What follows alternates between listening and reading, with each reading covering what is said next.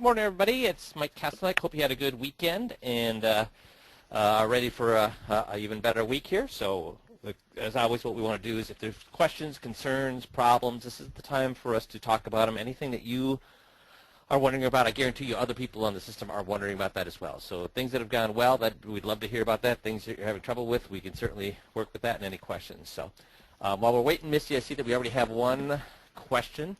And we actually had a second one just come in too.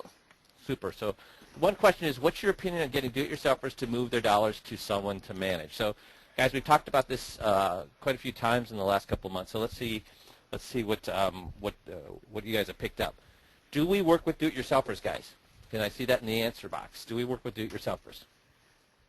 So let's get some answers to that. It's a trick question. Glenn says no, and Mickey says depends, and so both of you are right. So you're right, and yes. So we got no, depends, and yes. So that's exactly the answers I was looking for.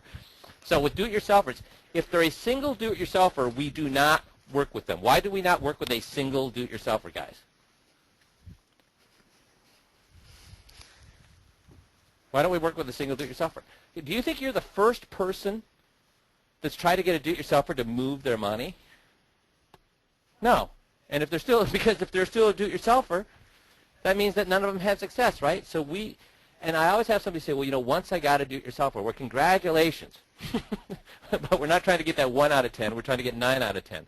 So at the first meeting, if they're single do-it-yourselfer, we're going to help them to any degree we can and send them on their way. They're just not a great candidate. However, so that's the no. We don't work with them. And then now we talk about the depends, because there is, yes, some do-it-yourselfers we do work with, which is couples. We have a specific script for couple do-it-yourselfers, and what we're going to do with them is essentially get them to commit to move a certain amount of money, a dollar amount of money, which depends on you, not on the system. So it depends on what your minimal or your minimum account size is. So for me, it started out at 50, and by the end, I was 125,000. So if they would commit to move 125,000, then I would work with a couple do-it-yourselfer because I could leverage the fact that, hey, you're really here not for you because you're a brilliant investor. You're here for your wife, so in case something happens to you, she already has a relationship set up. So we have a whole script on that. So the answer is, what do we do? Well, with single do-it-yourselfers, we send them on their way. With couple do-it-yourselfers, we use the do-it-yourselfer script to get them to commit to a certain amount of money, and we use the wife, or usually, generally, the wife who is not handling the money, or if it's the other way around, the husband who's not handling the money, as the leverage to get them to commit to that dollar amount. And what was the second question, Missy? The second question was, what's the difference between a living will and a life directive? Looking up the definitions online, I get a definition for each that's basically the same. A living will is generally going to be just more basic than an advanced directive. An advanced directive is a 7-8 page document that we go through all the little tiny things that could be addressed with pain, with medication, with religious beliefs, with all sorts of different things. So an advanced directive is just simply a more in-depth living will. Yeah, so can I touch on that? Go ahead, yes. Because I just had one done not too long ago. A lot of times nowadays what you'll see is a living will and an advanced directive all rolled into one. So originally what a living will was whether or not you wanted life support, when and if you wanted the plug to be pulled if there was no good outcome. So that's kind of an easy decision. I mean, when the doctor says, he's not going to get any better, he's never going to get out of the coma, it's hopeless. I mean, we can keep him alive on machines, but that's the best we can do. I mean, that's kind of an easy decision for people to make. Go ahead and pull the plug. And it's nice to have a living will to kind of say that that's what I would have wanted if you found me in that situation. Go ahead and pull the plug. But quite frankly, that's not a hard decision. And if I'm going to get completely better, nothing's really wrong with me, well, then the decisions that people have to make, those are easy too. What's difficult is that gray area when they're saying, well, he may not get better. We just don't know yet. We don't know enough yet. We're not going to know for a couple of months. So what do you want to do about pain control? What do you want to do if it comes down to, what do you want to do with all kinds of these in-between kind of decisions that you have to make, and that's what an advanced directive does. It gives people guidance on those in-between decisions, and that's why, like Mike said, a living will is generally just one page.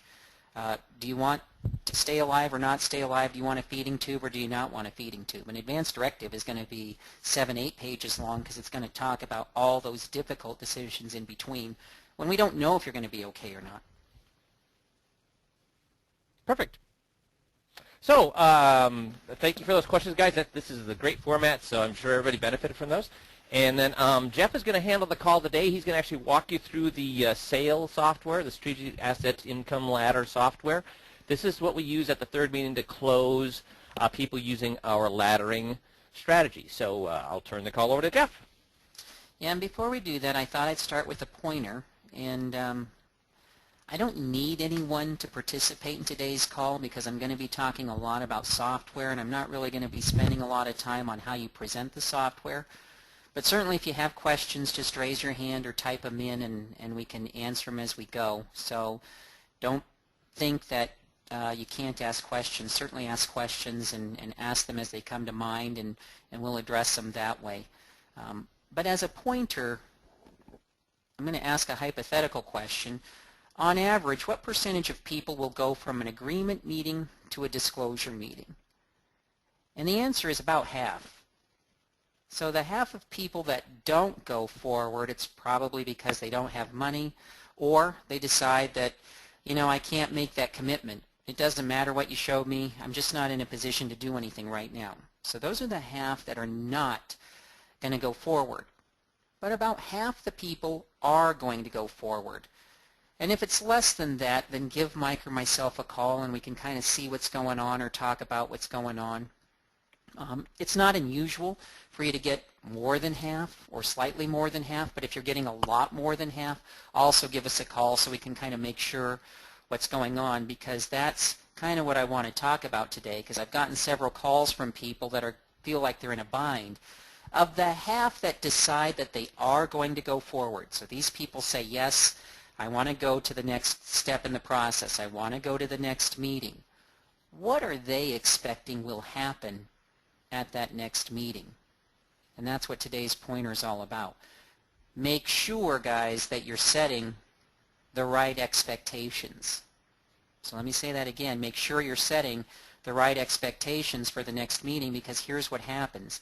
When you don't set expectations, or you set the wrong expectation, a lot of time what people think is that they're going to see solutions to some issues you raised at the agreement meeting. And if you instead go through the disclosure proposal where we're not really showing solutions, you're going to be really uncomfortable. You're going to feel like, gosh, I think they're expecting solutions and I'm not really giving them that today. This is a little bit uncomfortable. And they're going to be uneasy and they're going to be irritated because they're going to think, gosh, why are we spending so much time on the non-financial issues?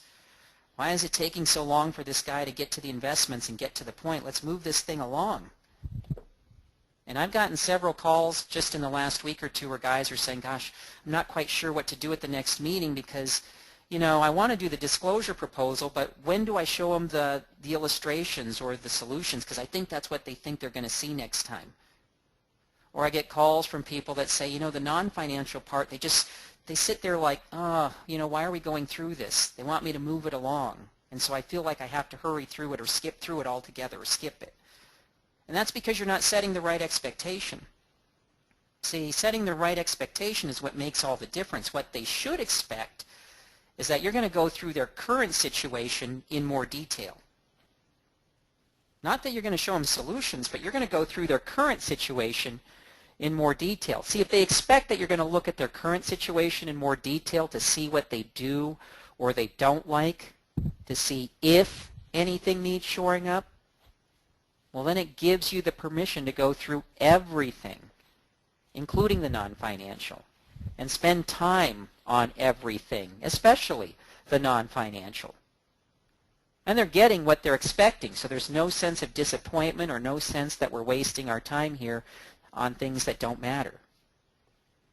Jeff, but if can you I jump don't, in here a second? Sure, go ahead. Yeah, because I was actually doing a tape review with one of our guys here last week, and he had an epiphany on this very thing that you're talking about, which is that, he felt a little guilty at not giving people the answers at the second meeting because he didn't. Because when we were talking about it, we hadn't really solidified what the purpose of this second meeting was. And as you're pointing out, the purpose of the second meeting is not to give answers. In fact, we don't even know. The purpose of the second meeting is to let them know what they have. And should we make a judgment call on whether they like what they have or what they don't like what they have? Should we make a judgment call whether even if they're paying 5% fees, should we make a judgment call and say they don't like 5% fees? No. We're there to cover this information, make sure they understand what they have, and then they tell us if they like it or if they don't like it. So we shouldn't have any solutions for them at the second meeting because we don't know what they haven't told us yet what they like and what they don't like about their current situation. So it solidified in his mind. He's like, oh, I get it now. I don't have to feel guilty about not giving solutions at the second meeting. Yeah. Again, if you don't set the right expectation, you're going to have that feeling. You're going to be uncomfortable. You're going to think, gosh, I think they're kind of thinking they're going to get one thing and I'm not really delivering that. I feel guilty. I feel a little bit uncomfortable. But it's important, too, because they're going to get angry if they think they're going to see solutions and they don't. And that's when you're going to get people saying, why are we spending, I get calls all the time from guys saying, they think their legal stuff is fine. They think their titling is fine. They don't want to spend any time on that. Well, the reason they don't want to spend any time on that is because they think that they're going to get solutions to things that you got them worried about last time. They don't think they're going to just be spending time on their current situation. Because if they knew that that's what they were going to do, they're going to say, yeah, my current situation, I have a power of attorney, so I can understand why we're talking about that. I don't have a medical power of attorney, so I could understand why we're talking about that too. And yeah, I have some accounts with titling, so I can see why we're talking about titling, and I have some beneficiary accounts, so I can see why we're talking about that too. It just goes smoother all the way around. So to set the right expectation, you have to do and say the right things to communicate that at the end of the first meeting. And one thing I caution people is don't spend too much time on the investments, because if you spend too much time asking about their investments at the agreement meeting, guess what they're going to want to spend a lot of time at the next meeting talking about. And don't fish for things they don't like about their investments or their advisor, because if you do that, you're not going to be able to provide them with a solution to any of that or spend the time really going through it the way that you will at the next meeting, so it's not going to be successful. And they're going to expect that you're going to spend time on that at the next meeting. And we do spend some time getting their opinion about their investments and their advisor with the guided discussions to get them to tell you that they're not happy and they haven't been told certain things. But if you spend too much time on those things at the agreement meeting, it just leads to this implication that, okay, well, next time he'll show us what we can do about those things. And do make sure that they're clear about what to expect at the next meeting. Let them know at the end of the next meeting, again, if I can do the things I say I can do, then what? Well, we'll move to you.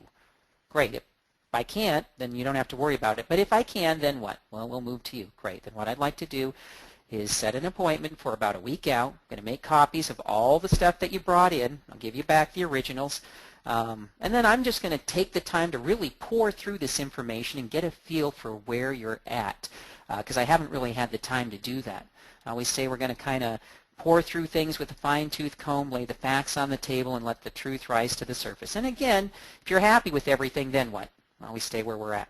Only if we find things that you don't like, then what? Well, then we'll see where we go from there. We'll see what you have. Great. So make sure that they know that you're going to just pour through their situation with a fine-tooth comb and just lay the facts out on the table, and then we'll see what you like and what you don't like. And the disclosure meeting, you'll feel a lot better, they'll feel a lot better, and it kind of just removes some of their anxiety about, well, when am I going to get to see the solutions? When am I going to get to see the meat? I mean, why are we spending all this time on this? It takes care of all of that if you set the right expectation. So let's kind of move on to today's topic, and that is, let's see if I can get this to advance, how to build a sale plan. And Stephen Covey wrote a book called The 7 Habits of Highly Effective People. And one of the habits was begin with the end in mind. And what he meant by that was the best way to get from A to B is to know where B is. Start out knowing where you want to go, because if you know where you want to go, it's going to be a lot easier to get there. And we're going to see as we work through this sale plan software that that's never more true than when we're talking about putting together a sale plan. You need to know certain things ahead of time. And because you know, we're going to talk about the fact that you're going to know what you need, you're going to be able to get it from the people at the disclosure meeting. So we'll talk about that as we go forward, but begin with the end in mind. You know you're going to if you know you're going to kind of be looking at putting together this kind of a plan, make sure you know that at the disclosure meeting and you're getting the information that you need to make the inputs into the software. So what is a sale plan? Well, it's an investment ladder that moves from less risk to more risk. And it solves for growth, safety, and income. And that's income either now or sometime in the future. And it's different than what they're doing now. And it's that contrast that makes them want to do something now. So we're not going to talk about how I make that contrast between what they're doing in the sale plan, but just know that when you're presenting it to a client, you have to communicate or get them to tell you that this sale plan is a lot different than what I'm doing now. See, what most clients are doing now is they're asking a single bucket of money to do too many things at once. So they've got this big bucket of stocks and bonds, and they're asking that portfolio to grow, to be safe, and also generate income. And when you do that, when you ask one bucket of money to do too many things at once, inevitably what happens is at some point they start to experience a sense of anxiety. And that's because, you know, if you've got any money in that bucket in the market, we know that the markets are going to go up, but we also know eventually at some point they're going to do what? Go down. And if they're expecting that bucket to be there for their income and their safety, well, when they see that account balance go down, they start to feel anxiety. And that's when they start calling up their advisor. They start looking around to see, you know, what else is out there. Because we're experiencing a problem here. And what we'll see is that the sale plan solves that problem. It gives them a plan that's customized for them, and that plan gives them confidence because it's easy to understand and monitor. They can see how they continue to get their checks and where their money is going to be coming from. They can see that buckets are safe and that those buckets aren't going down. And even the buckets that might be fluctuating up and down in value, those are way off in the back of the plan, in the back of the ladder, so they have time to bounce back. So then the question becomes, well, how do you create this sale plan? Well, you need to know three things. You need to know how much money is going into the sale plan. You need to know what the client expects for investment weighting. And you need to know what the client expects for income. And the thing that I really want you guys to understand is don't guess. It's by far the most common and the biggest mistake I see. People guessing at, well, how much money is going to go in the plan, or guessing at, well, I'm not sure what I know they're conservative, or trying to guess at their income. Get it straight from the horse's mouth. The reason the sale presentation is so effective is you aren't trying to convince someone to do something they hadn't thought about before. We're going to get them thinking about these things in the disclosure meeting. You can get the numbers you need from the clients at that meeting. Investment weighting, that's something we talk about in the disclosure meeting, and it's the right time to ask about their preferred investment weighting. And at the end of the disclosure meeting, that's the right time to bring up income if it hasn't come up before. So we know how much money is going into the plan because we can look at the account statements and know how much money they have. But we don't know, what we don't know is what is their preferred investment weighting. We know what their investment weighting is now, but we have a conversation telling them that there are consequences to keeping it that way, and maybe you want to change it. So we need to know what would be a good investment weighting for you, and that's a good place to have that conversation and get it straight from them. And then at the end, if we haven't talked about income, I'll bring it up. and that's a great place to get the income amount that might go into the sale plan from them. So make sure you're getting that information from them. So let me bring up the software and let's start to build a plan. I'm going to go back to the member area here for a second. The sale plan software, when you come into the welcome page here, on the left-hand side is a menu, and at the bottom are the software programs that we have. We have the software to build that disclosure proposal, and then the sale presentation software. So if you want to get to the calculator, all you have to do is click on sale presentation software, and it'll bring you right up. So remember, the sale plan is a ladder that moves from less risk to more risk, and it solves for growth, safety, and income either now or in the future. So if you look at the top left-hand part of the calculator, there's a drop-down menu. And stated income is really immediate income. That's for somebody who wants to take money or is taking money now from their portfolio. We also have the option of creating a ladder for deferred income. That's money that they might take sometime in the future.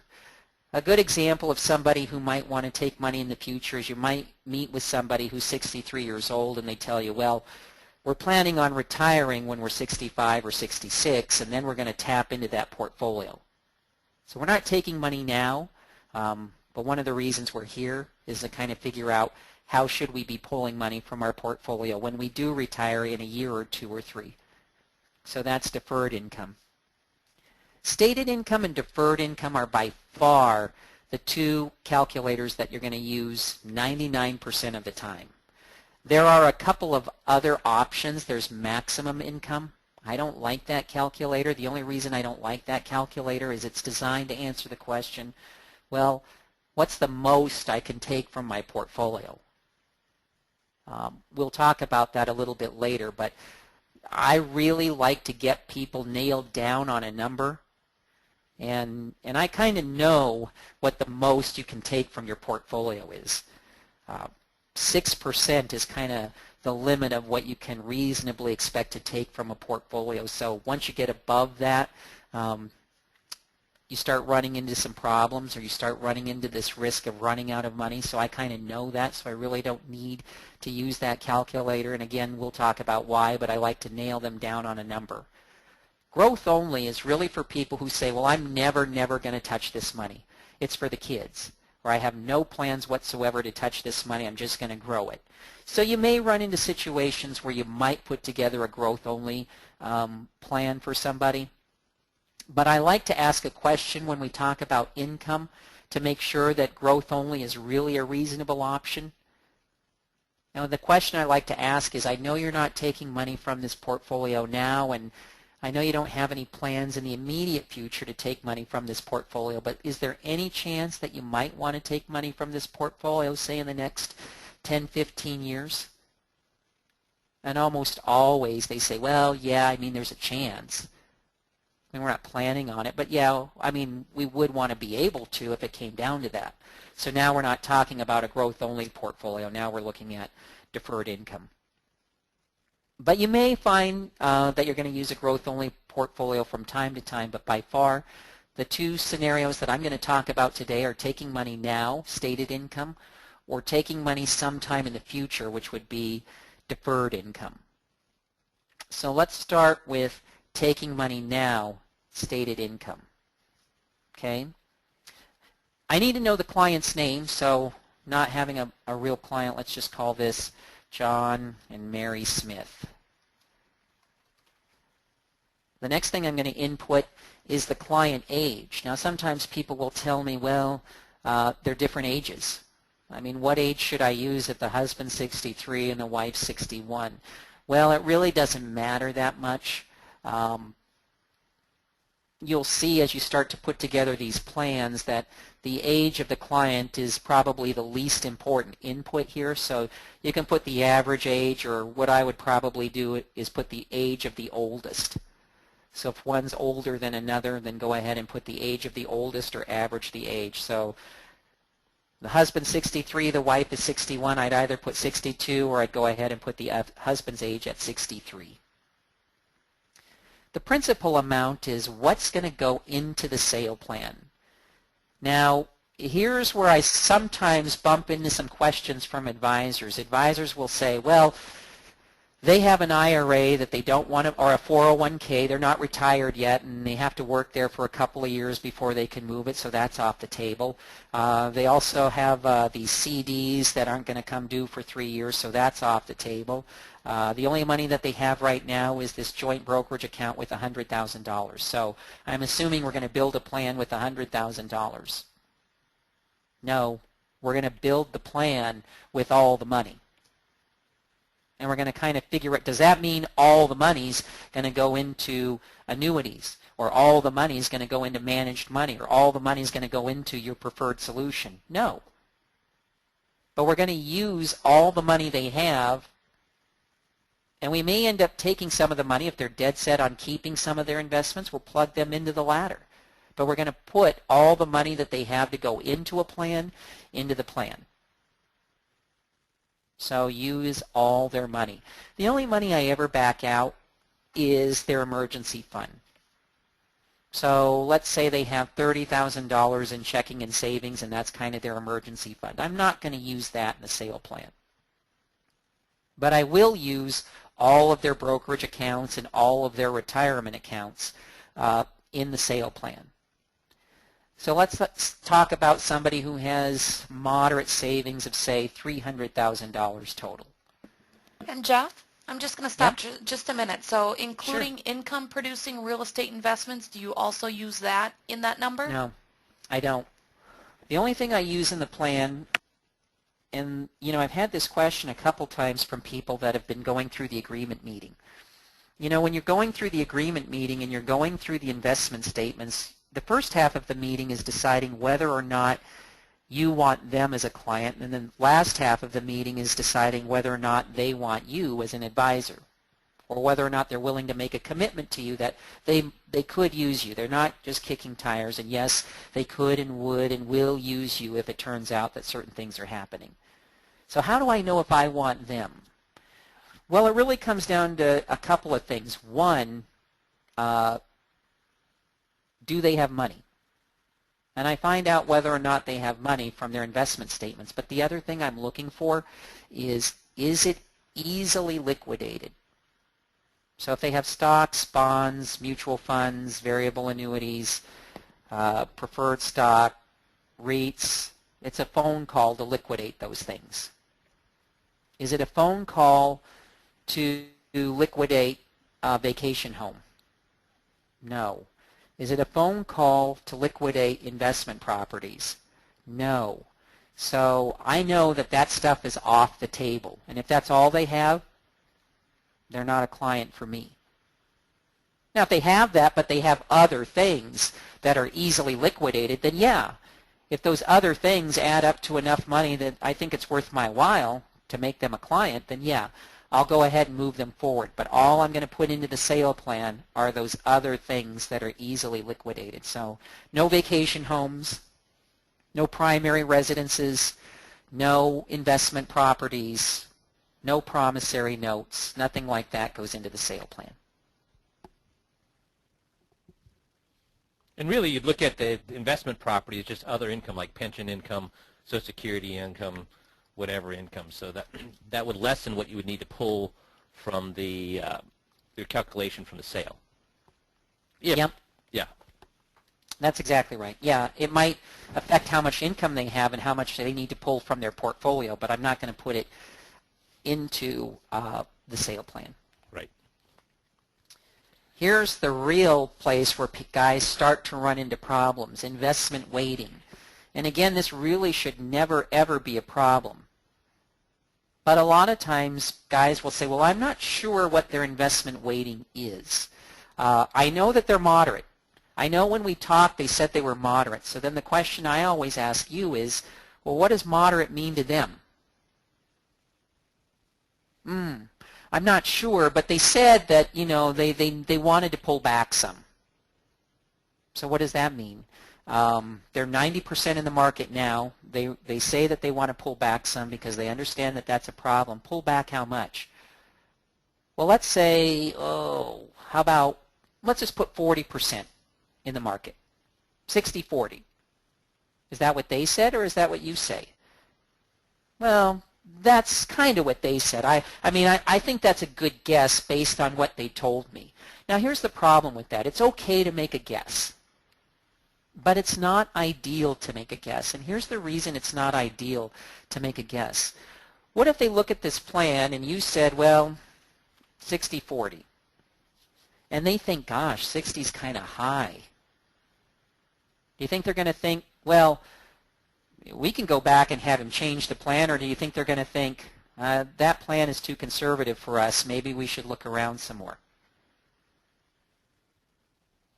I don't know what they're going to do, but if you want to take that possibility off the table, then don't guess. They may say, you know what, that's kind of conservative. Maybe we can ask him, well, what happens if we back that down to 50-50? Or what happens if we make that 40-60? They might ask you that. But a couple of things are happening here. One, they could think that the plan is the plan, and if I don't like it, then I guess I'm just going to have to find somebody else.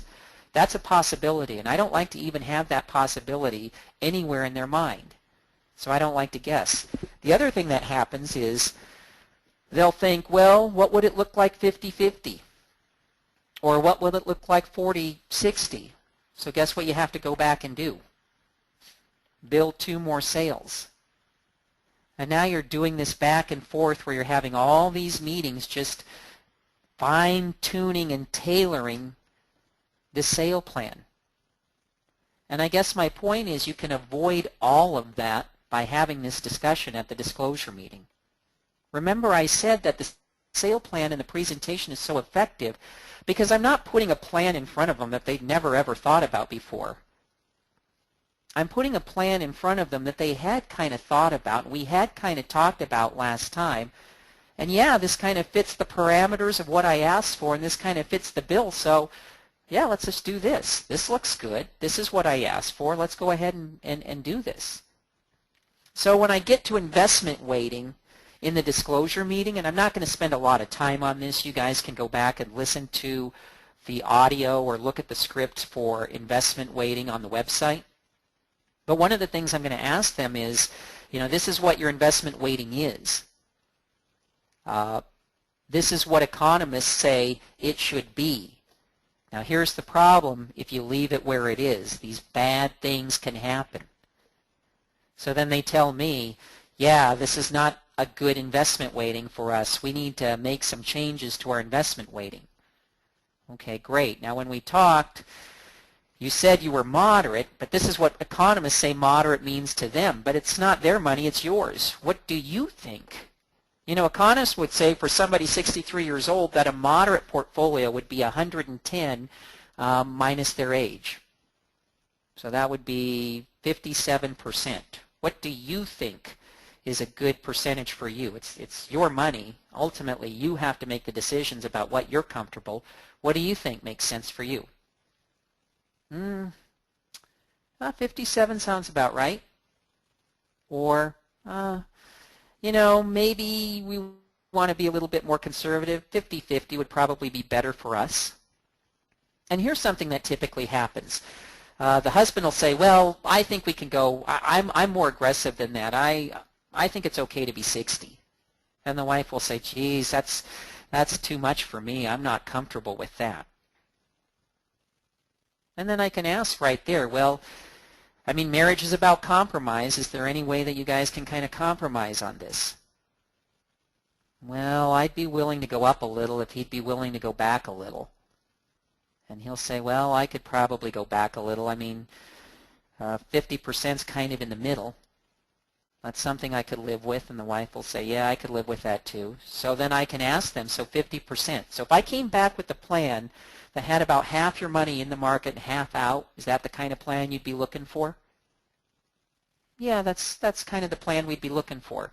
So what have I done there? I've gotten them to tell me kind of what they're looking for. at least in terms of investment weighting. So when I come back with a plan like that, they're not going to tell me, well, what would it look like 60-40? Or what would it look like 40-60? And they're not going to have this idea in their mind that, gee, that's too conservative. Maybe this isn't the right advisor or the right plan for us. They're going to look at it and say, yeah, that's kind of what we were looking for. Yeah. And I'll tell you that most people end up right around 50-50. Okay? So that's investment weighting. Remember, I said begin with the end in mind. Try not to guess at this. If you have to guess, you have to guess, and that's better than nothing. But by not guessing and getting this straight from their mouth, you're eliminating a lot of potential problems and a lot of things that, quite frankly, get unspoken and unsaid, and then you wonder why they didn't like it. Okay? The next thing is monthly income. And this is something you don't want to guess at either. If they're pulling money from their portfolio now, it's easy to kind of know that number and ask, is that enough, or are you not comfortable with that, or, you know, kind of, what would you like to see? But get that number from them, because if they say, yeah, I mean, we're taking $1,000, yeah, we're taking about $600-700 a month now, but man, it would be nice if we could get a little bit extra. How about $1,000 a month? Would that be better? Yeah, 1,000 would make a big difference. 1,000 would be good. More than that?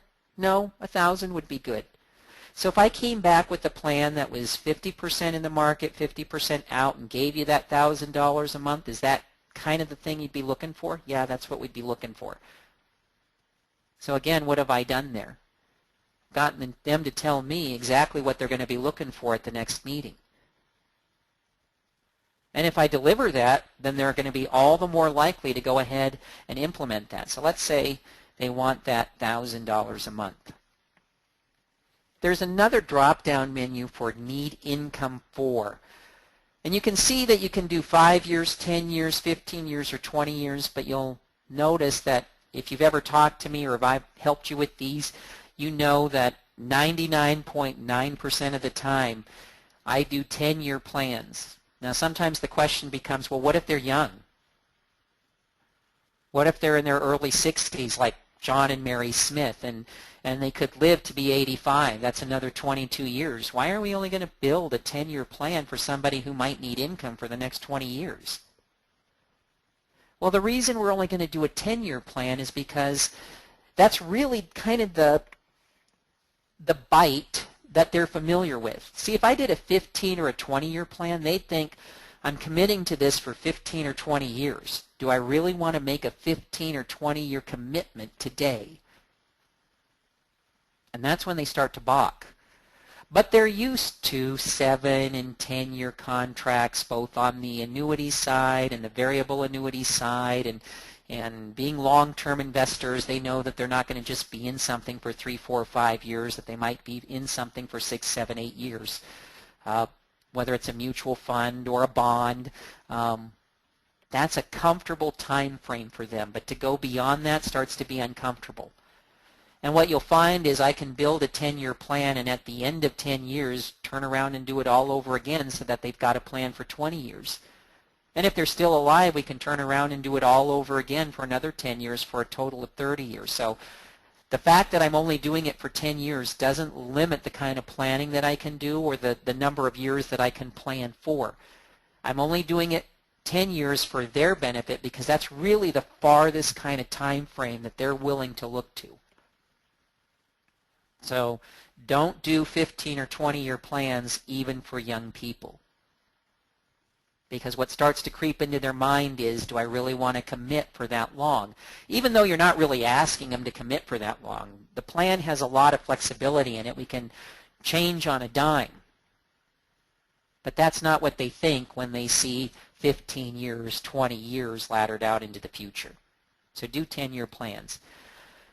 The next question, and this is part art and part science, is what do you put for the growth rates in the different branches? what you'll find is the number of branches depends on the years in the plan. So notice when I do a 5-year plan, it takes a branch away. When I do a 10-year plan, it adds a branch. If I were to do a 15-year plan, which I don't recommend, it would add a branch. Same thing with a 20-year plan. So your typical 10-year plan is going to have 4 branches. Branch 1 is going to be income for years 1 through 5. Branch 2 is going to be income for years 6 through 10. And branches 3 and 4 are going to be what you have left at the end of the 10 years. Now I don't want all the money in the market. 100% in the market is too risky. And I don't want all the money safe because we might not be growing it fast enough for inflation. So branch 3 and 4 is split so that at the end of 10 years, I'm not totally overweighted one direction or the other. That's why that last 10 years has 2 branches.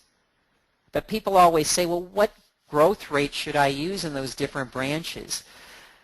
Well, it's going to go from conservative to more risky or less conservative. And the reason is branch 1, they need the money now, starting next month or this month. So things that have to be more liquid, do they pay more or pay less? Typically less. So I'm going to use a low growth rate there. I might use 2. Branch 2, I have the opportunity to let it sit for 5 years, so I'm going to use a higher growth rate. Branch 3 is going to be sitting for 10 years, so I can use a higher growth rate, and the same with branch 4. This is pretty typical for the kind of plan that I would build right now, 2, 4, 5, and 7. So let's talk about that for a second. This is customizable, so if you know what you're going to use in these branches, if you have a preferred solution, you can use those numbers. So branch 2, if I'm going to use an immediate annuity, I could use the annuity rate, the immediate annuity rate in branch 1. Or I could use some mixture of laddered CDs and money market. And knowing that between the 2 of them, I can get somewhere around 2. The second branch might be, typical second branch would be a 5-year fixed annuity. So if I'm shopping rates and they say, well, the best rate out there right now is 3.75 for a 5-year fixed, that's what I'll put in there. Or if I'm going to do something different, I might put something else, but that would be pretty typical. Branch 3 is very typically an indexed annuity. So 5, 6, that's pretty average for what annuities have returned over the last 10 years, 5 and 6%. I tend to go to the more conservative side, so I'll probably use 5. Branch 4 might be your managed money option if you're licensed that way. It could also be an income annuity, an annuity with an income rider, in which case if, American Equity has 6.5, if that's what their income account value is growing with, that's what I might use there. Can I jump in there, Jeff? Sure, go ahead. Yeah. So this is the calculator you use. Jason at Advisors Resources is very familiar with the calculator. He's not going to do this for you, but he's familiar with the calculator. So when you call him, he can actually tell you the products that would best fit into those particular branches as well. So we're just coming up with these numbers. Jason would be the person who would actually kind of help you figure out what products and what numbers to use in there as interest rate and economic conditions change. Thanks, yeah, Jeff. Because those rates are going to change. I know even a year ago, 3.75 for a 5-year annuity would have been crazy. But today, they're starting to go up. And so that's very doable. That's very average. I've seen that rate many times. Sometimes if you're going to do managed money, guys used to use 8, 9, and 10 in branch 4. Lately, they're using numbers more like 6 and 7. But then you just enter your name as the advisor and hit display. And what's going to happen is we'll see what kind of a ladder the calculator will build. So let's try this. And here's what it comes up with. It's saying in branch 1 you'd start with $57,000 and change, and that's going to give them that $1,000 a month for the first 5 years from 63 to 68. Now at the end of that 5 years, that money's going to be gone. But branches 2, 3, and 4 have been growing during that 5-year period. And branch 2 that started out with $45,448, growing at 3.75% for 5 years, is now $54,633. And that's where we can pull our $1,000 a month for the next 5 years, from 68 to 73. But at the end of that time, branch 2 will be gone. But branches 3 and 4 have been growing for 10 years. And combined, they have $372,000 in them, which is more than the $300,000 that they started with. So we've solved for growth. They have safety, and they have income for those 10 years, which is really what people are looking for in plans like that. And you can kind of play with it and see what would happen. Well, what if we change this to $1,250? You can hit display. And it'll tell you, well, we have to start with more money in branches 1 and 2, but we can do it and still end up with $330,000 at the end of 10 years. Again, still more than we started with. And $1,250, that's 5%. You can see what happens when you go up to 5.5% and 6%. All that happens is it starts lowering this account balance. And if you look at this and you say, well, gee, $150,000 over here and what's risky and only $21,000 safe, I don't know that we'd want to do that. Let's rebalance that. Let's just make this $100,000, and it'll put the rest back into branch 3. Oops. Let me rebalance. Do this $100,000. And Jeff, while you're typing that, Yep. do you do these what-ifs in front of the client? No, I don't. This is what you do between the disclosure meeting and the implementation meeting. So I'm not going to build this in front of them. I'm going to build it ahead of time. And it's not a what if. It's only a what if I'm guessing at the income and I'm guessing at the weighting. Then it's a what if. And that's when you run the risk of them saying, well, what if this, or what if that, or what if the other thing, and you having to go and do this 3, 4, and 5 times. Or worse, them not saying what if, and them just saying, well, the plan is the plan, I don't like it, so I guess we're not going to do it.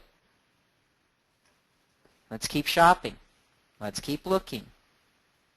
So no. Make sure you're not guessing so that you're not in a what if situation. Remember, begin with the end in mind. We have built-in discussions in the disclosure meeting so you don't have to do what-ifs. That you can tell them, if I came back with the plan then that had the 50% that you're looking for and the $1,000 a month or the $1,250 per month that you're looking for, is that the kind of thing that you would want me to come back with? And if they say, yeah, that's kind of what we'd be looking for, then it's not a what-if anymore. But don't ever do this in front of them. Because quite frankly, guys, how long is it taking me to build this plan? It's taking me about 20 minutes to explain it, but it takes about 3 or 4 minutes to actually do. And do I want them to think that's all the effort that I'm putting into their plan? So no. If they think it's too easy and they think that they can just go and get it from somebody else, they're not going to do it with you. So don't do it in front of them. What they're not going to see this. What they're going to see is, when I like the plan, when I've recalculated, I've rebalanced it, and it looks the way I want it to look, I'll generate a PDF. Well, I'm going to jump in there too, Jeff. I mean, you've been stating this, but maybe I'm going to just state it more bluntly. Guys, if they tell you what, at the disclosure meeting, at the second meeting, if they tell you what weighting they're looking for, that's a pre-close. That's locking them in. That's getting them to commit to the plan. And you want as many pre-commitments before the actual plan is out there. You don't want the first commitment to be at the first time they see the sale plan, because then, as Jeff has been pointing out, you got all sorts of problems. They're going to want to see all sorts of different solutions, which gives them a reason to do things now or to delay. Because the more solutions they have to look at, the shorter the sales cycle is going to be, or the longer the sales cycle is going to be. So that's the importance of the disclosure meeting.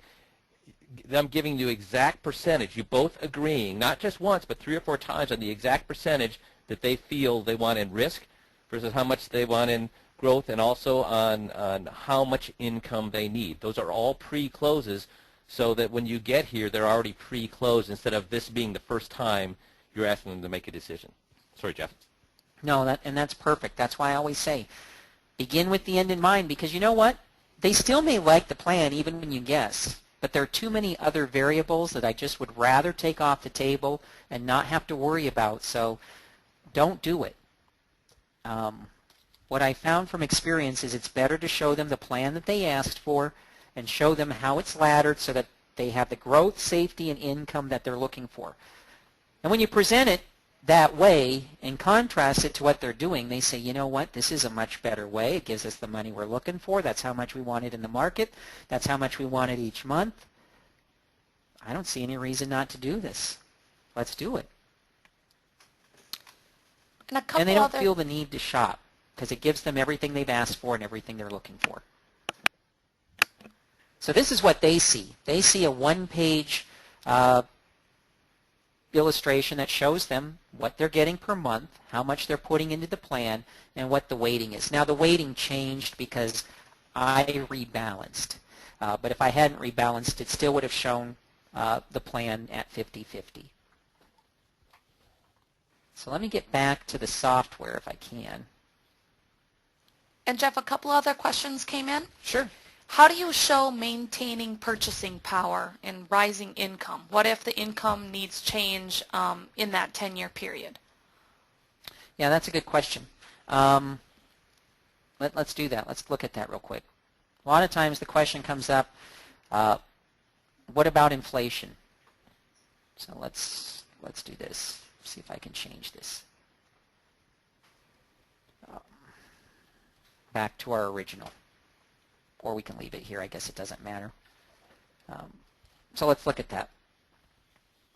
If the question comes up, what about inflation? Let's talk about what about inflation.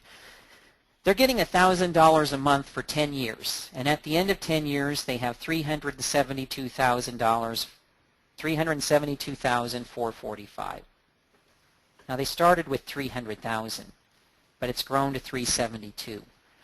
So if we have to adjust things or take more income because of inflation, is there room to do that? And the answer is yes. We don't necessarily build it into the payments. We don't step up the payments each and every year because does the cost of things go up every year by the exact same, by the amount of inflation? Well, or can is I jump in there, inflation Jeff? kind of... I'm going to jump in there because a lot of financial advisors, I mean, I came from IDS or American Express, and we used to print out 200-page financial documents for them. And everything would be laid out to the penny. And guys, the day I put that plan in front of them, it was what? The day I laid this perfectly done 200-page to the penny document in front of them, what was the matter with that document? It was what?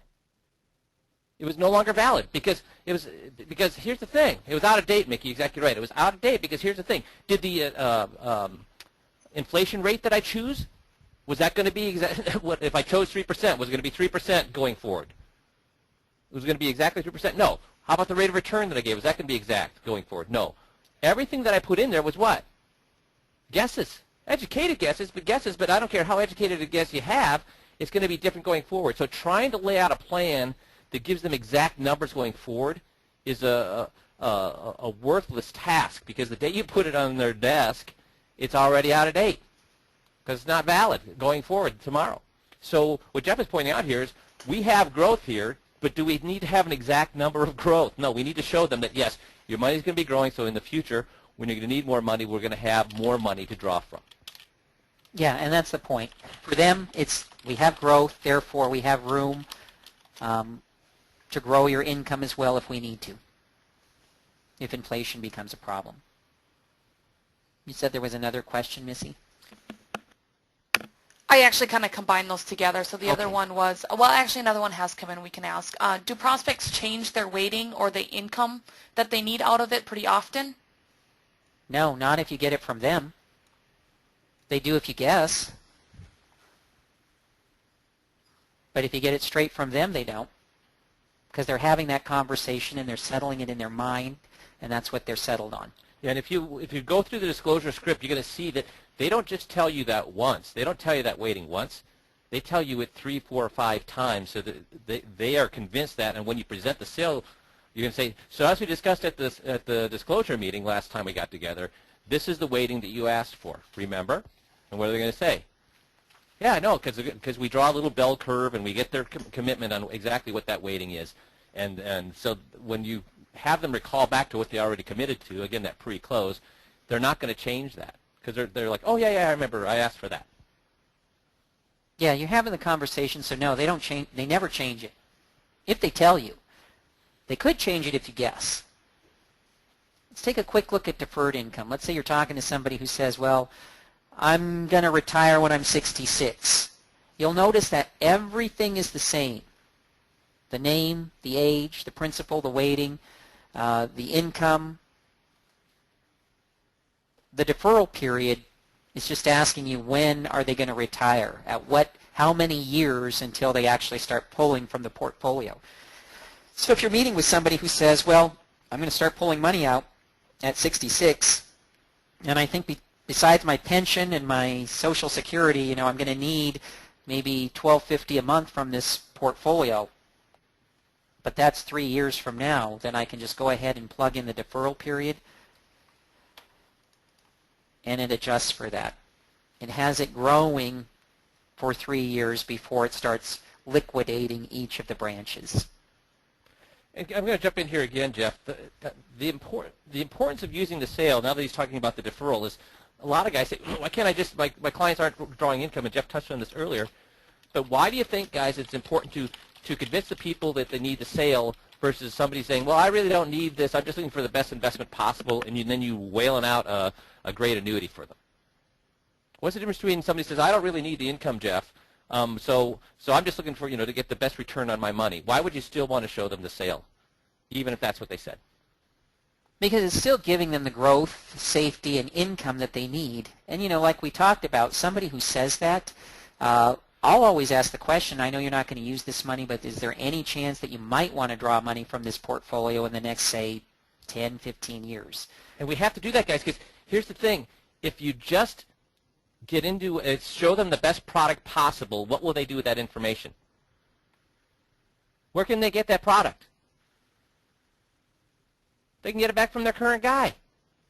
They can get it from their neighbor. They can get it from anybody who's in the business. So if you turn this into a product sale, what happens to your chance of closing? Because do we have, Jeff, are we the only ones that have these products? No, everybody has these products. So what Jeff has done is he's turned a product sale into what? Something they just can't take back to their current guy. So we never want to get into a product sale, and everybody wants to take the shortcut. Why am I doing the sale thing when all they want is the best investment possible, and I got this great annuity that I want to show them? Don't do it. Change it from a product sale into a technique sale. That way they can't bring it back to their current guy. So sorry for jumping in there.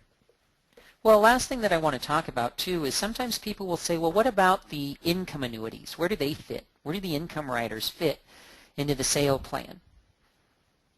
And I think ideally where they fit is in assets 3 and 4, because for the income annuities to really be effective, they need time to grow. So that income account value has to be growing for a certain period of time before it can really start kicking out that good lifetime income.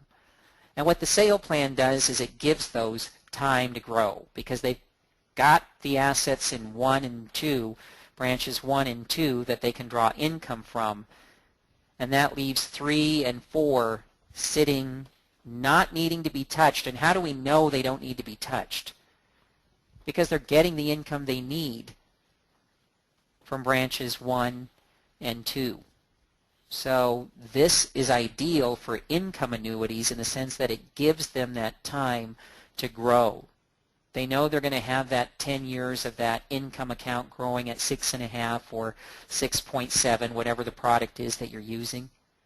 And at the end of that period, then they can go ahead and turn that on and replace that income for the rest of their life, and still have the flexibility to take from the accumulation value if they want to or need to, or have that flexibility. So it works well with the products that are out there right now today. In fact, it's almost tailor-made for those. With that, guys, I mean, again, use this plan. Use this software. Get in the habit of showing this to people and letting them know that it's really different than what they have and that it solves for the growth, safety, and income that they're looking for. And don't try and guess at the inputs. Make sure you're having the conversations with them at the disclosure meeting so that when you show it to them, they're saying to themselves, yeah, this is what we're looking for. This is kind of what we're looking for. Any questions? I know we're at the top of the hour, just slightly over, so with that I'll kind of end it. And if there are any questions, we'll take questions. Otherwise, there are a couple of questions that came in. Okay. So if you're using annuities, going back to the income rider annuity that you talked about in branches 3 and 4, why are you saying that 50% is risk when it's really not at risk? well, you can change the investment weighting. I mean, it's not really, it doesn't have to be at risk. So if they're comfortable with the income, and that's the most important thing, and you'll find that with clients, they don't need any money at risk. They'll tell you, no, guarantees are more important. If we can get the income that we're looking for, we wouldn't need to have any money at risk, and that's a conversation that you can have with them. Well, but even if they wanted 50-50 and we were able to give them the income they wanted with a less aggressive portfolio, would they be mad at us, Jeff? No. They no, wouldn't so be all we mad. would say, look, we were able to give you the same, or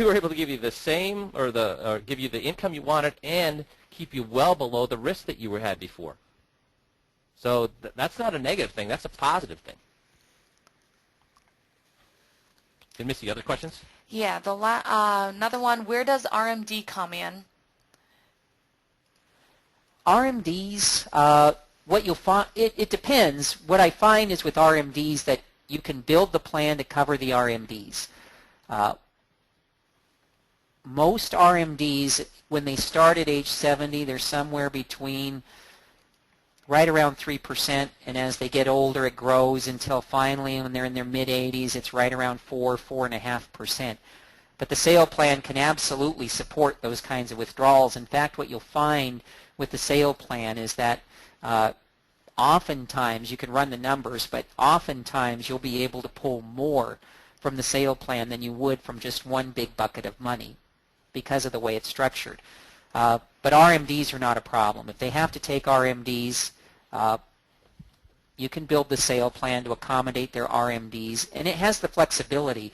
I'm just showing them how to take the money that they want out of the portfolio in a structured way so that it gives them growth, safety, and income. What if they decide in year 4 of taking $1,250 a month that they want to take $1,500 a month? Is there room to do that? Yeah, there's room to do that. Just because I've laddered it this way doesn't mean that there isn't any flexibility.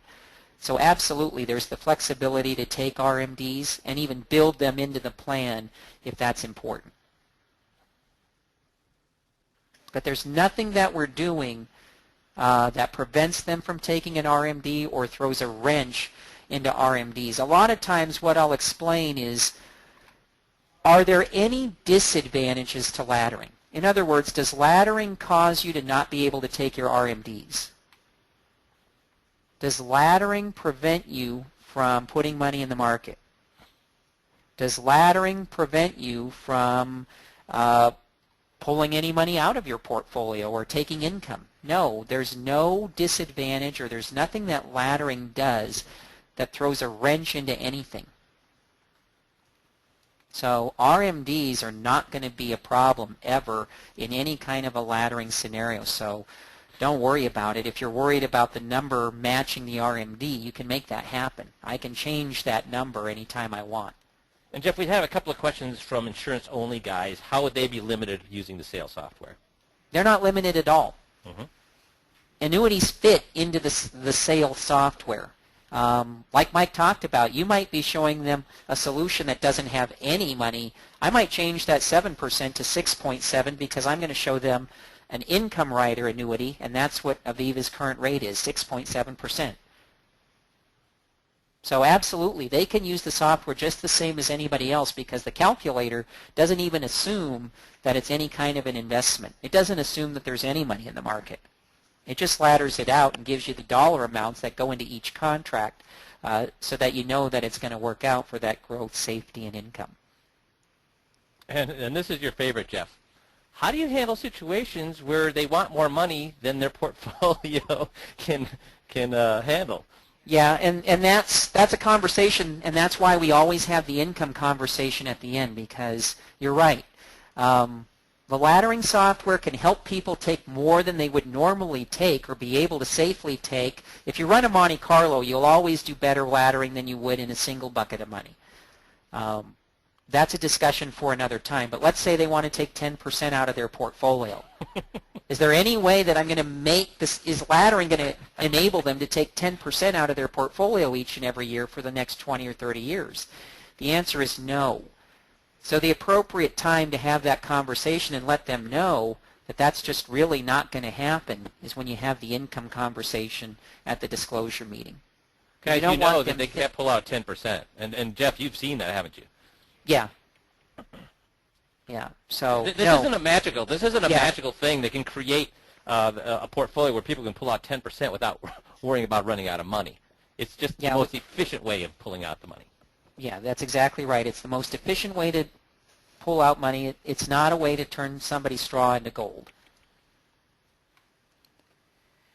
The last question that came in is, do you recalibrate all the numbers maybe annually or periodically? You can. Absolutely you can. Absolutely you can. You have the ability to do that. We saw how quickly you can run these. So. Yeah, so if they're coming in for an annual review and you want to show them rebalancing or recalibrating, absolutely you can do that. Excellent. Thank you very much, Jeff. Guys, was this helpful to everybody? See some yeses or nos. Great. So thank you very much, Jeff. I appreciate that, and thank you guys for being on the call. And Missy, this will be recorded, right? So they can go back and review this as often as they would like? Yep, it sure will. Okay. And hopefully you guys will have we wish you a very good week coming up, and then we'll talk to you next week. Thanks, everybody.